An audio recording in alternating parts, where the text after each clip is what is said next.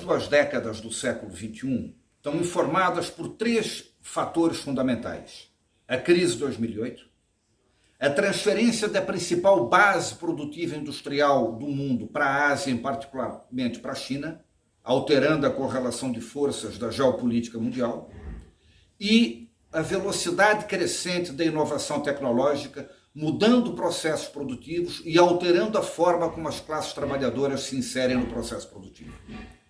Esses três fatores determinam e têm consequências do ponto de vista econômico, do ponto de vista social e do ponto de vista político.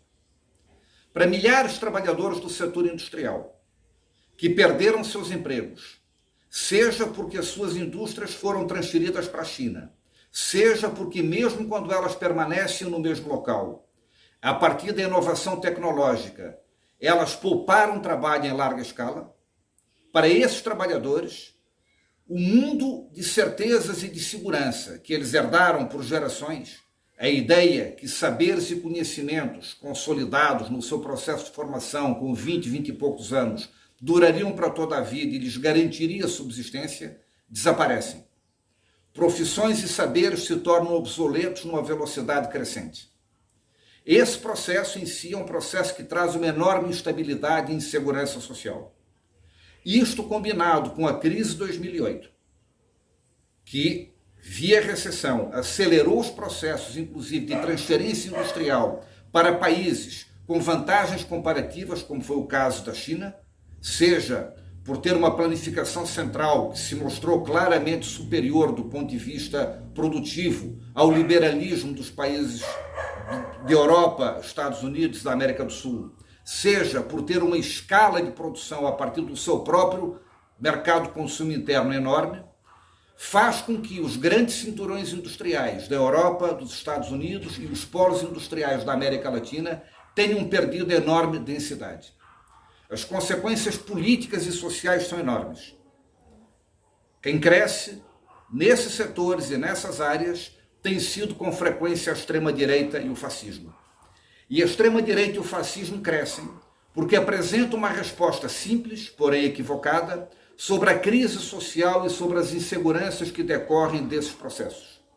Para o trabalhador que perdeu seu emprego numa indústria e que percebeu que a sua formação deixou de existir porque se tornou obsoleta, para esse trabalhador, a extrema-direita tem a resposta de buscar um inimigo imaginário, fictício, que na Europa, com frequência, nos Estados Unidos é o imigrante, ou é a China, ou é o estrangeiro, de uma forma geral, mas é também a ascensão de luta por direitos de setores socialmente percebidos como minorias, movimento LGBT, o movimento de mulheres, movimento dos povos indígenas na América Latina muito forte, movimento negro.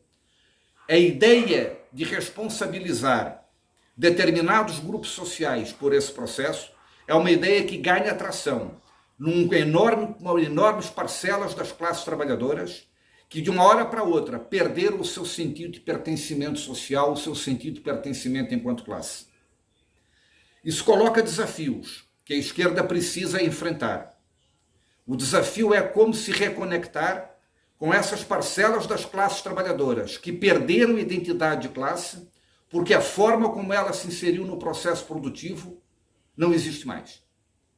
A esquerda se construiu no século XIX e no século XX a partir, inclusive, de aparatos de representação, os sindicatos são a principal expressão disso, que organizavam trabalhadores a partir do seu local de produção. Normalmente grandes plantas fabris, com milhares de trabalhadores, com um nível de uniformização de acesso à renda e, consequentemente, ao poder, com uma facilidade maior de percepção e de tomada de consciência de classe. Hoje, o que resta de trabalho industrial, em geral, é em plantas com muito menos trabalhadores, com um nível de hierarquia muito maior e com escalas salariais muito diferenciadas. Para a enorme maioria das classes trabalhadoras, que hoje acabam estando trabalhando ou na informalidade, na pejotização ou no empreendedorismo absolutamente precarizado, a formação de consciência de classe é muito mais difícil. porque é da lógica do sistema fazer com que esses trabalhadores que deixaram de fazer parte de um coletivo com salários equivalentes, com relação de produção comum, passam agora a trabalhar por conta própria, em geral de forma isolada, inclusive do ponto de vista espacial, e com uma lógica de competição de uns com os outros, porque a remuneração deixa de ser mediada por um salário fixo e passa a ser mediada por uma relação de remuneração conforme o volume de horas trabalhadas, conforme a intensidade do trabalho despendido. Essa lógica dificulta a formação de consciência de classe. E essa lógica faz com que a esquerda tenha um novo desafio, que é se reconectar com esse segmento social.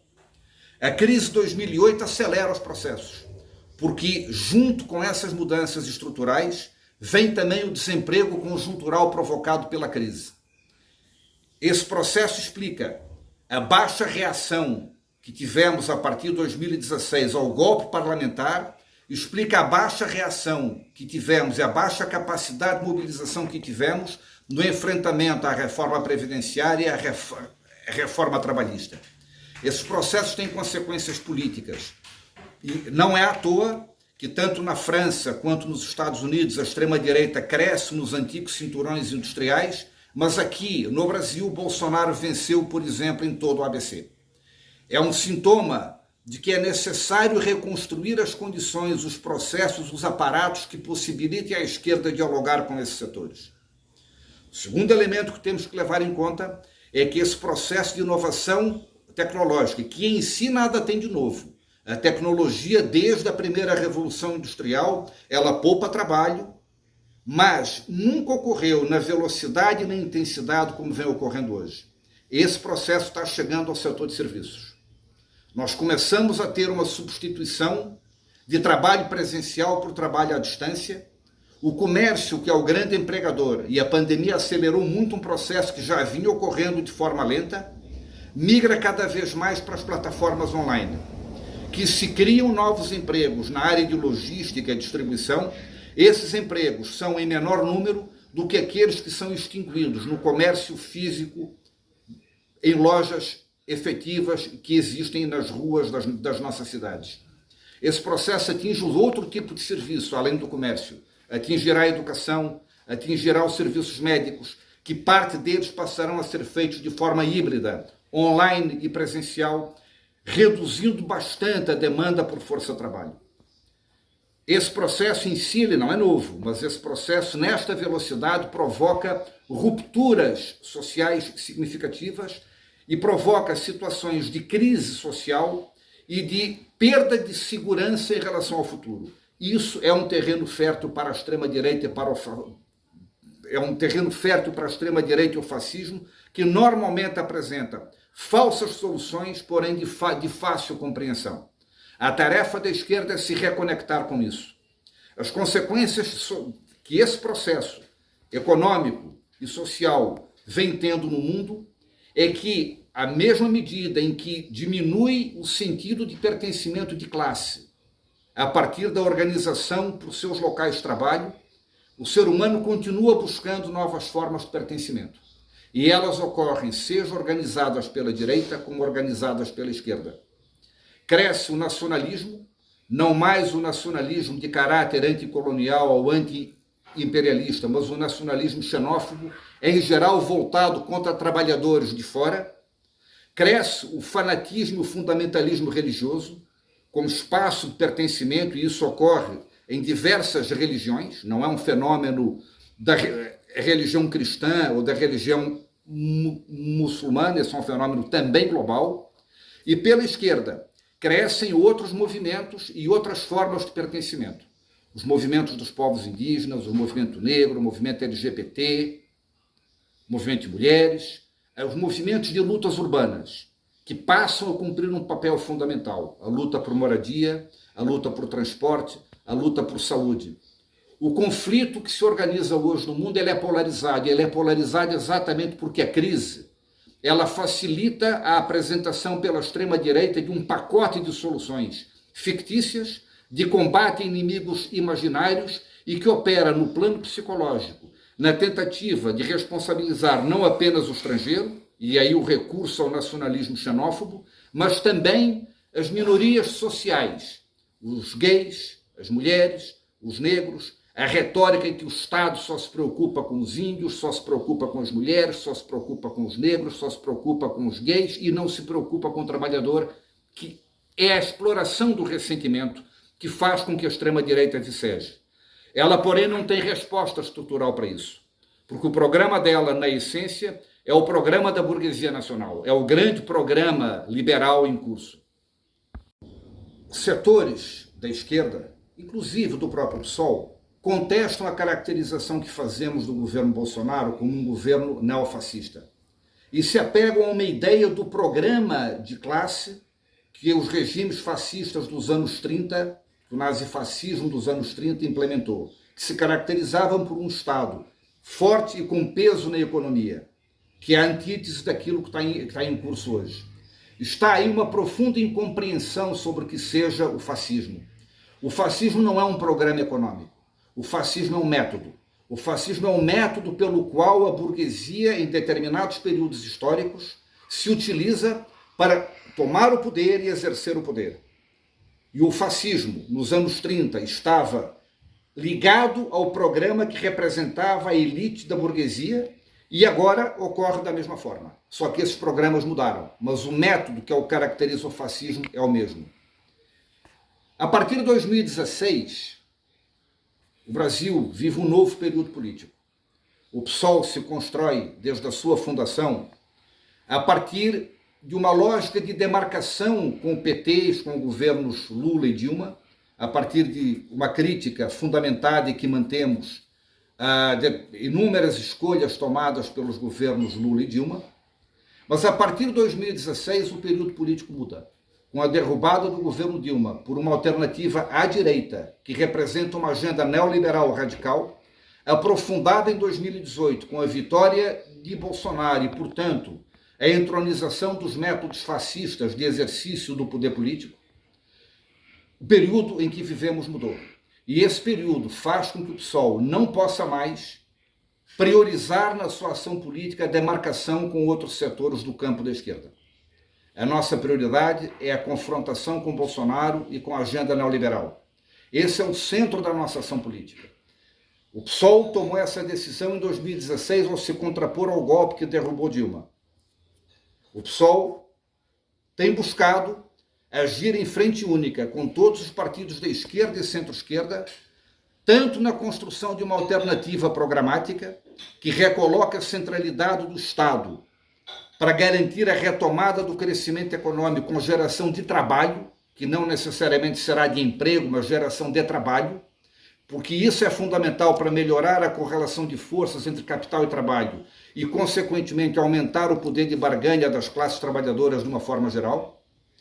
É preciso construir um programa que revogue os mecanismos que manietam a ação do Estado, a emenda constitucional 95, reformular a lei de responsabilidade de gastos, mudar a cláusula de ouro que impede o Tesouro de financiar, que impede o Banco Central de financiar o Tesouro.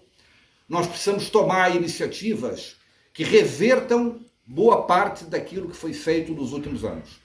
Construir uma correlação de forças para isso passa por disputar um programa na base da sociedade que vá contra o senso comum estabelecido pela lógica das classes dominantes. Construir esse programa e disputá-lo no âmbito de uma ação em frente única da esquerda é a tarefa central para nós. Confrontar o governo Bolsonaro e, se possível, derrotá-lo em 2021 é um imperativo de sobrevivência. Não podemos subestimar Bolsonaro e o bolsonarismo. Não podemos subestimar o risco que significa ter um governo com estas características.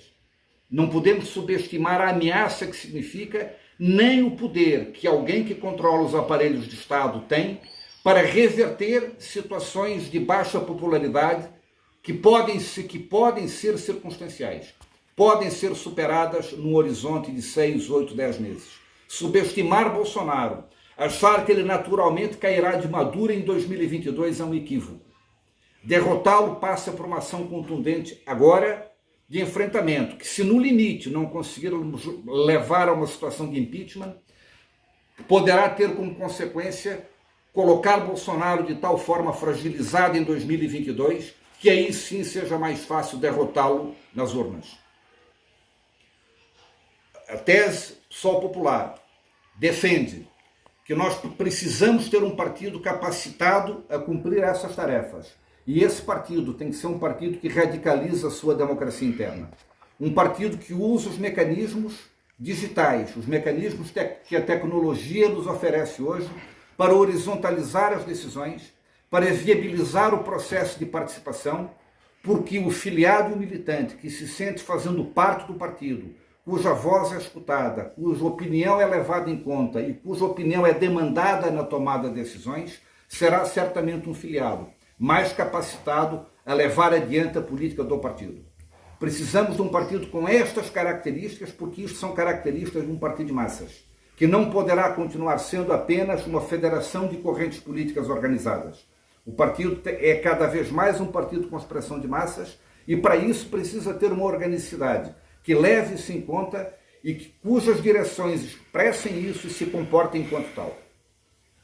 Essa tese é a tese de Guilherme Boulos, é a tese de Luiz Erundina, é a tese de Edmilson Rodrigues, é a tese de Ivan Valente, é a tese do Índio, coordenador da Intersindical, é a tese de centenas de milhares de militantes do PSOL, que desde 2016 entenderam de forma clara a mudança de período político e se dispuseram a travar a batalha por ações em frente única para derrotar Bolsonaro e a agenda neoliberal. Essa é a tarefa que está posta e é em torno disso que eu peço a você, filiado do PSOL, que no processo de congresso vote na tese PSOL Popular. Obrigado.